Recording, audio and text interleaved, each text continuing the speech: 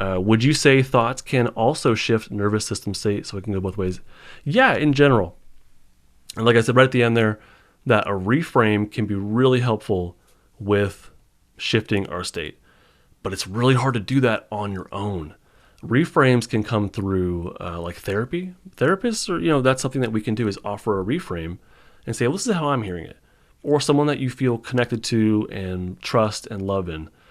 If they offer a reframe, you might be able to take that in, right? Not just the person who asked this, but all of us.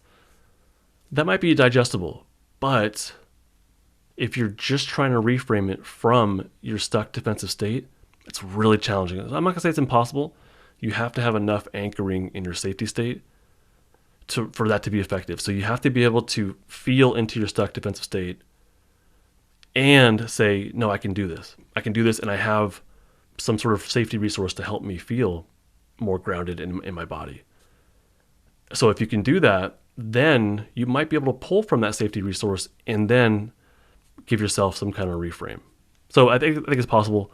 And I think reframes are really helpful from like external sources, from people you trust.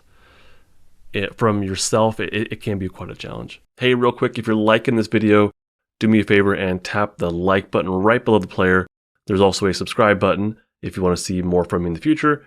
And comments are always appreciated.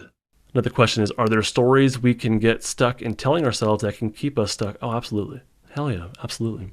Yeah, it's like, that's one of those things like, yeah, there's a ton, and that thing's coming to my mind right away.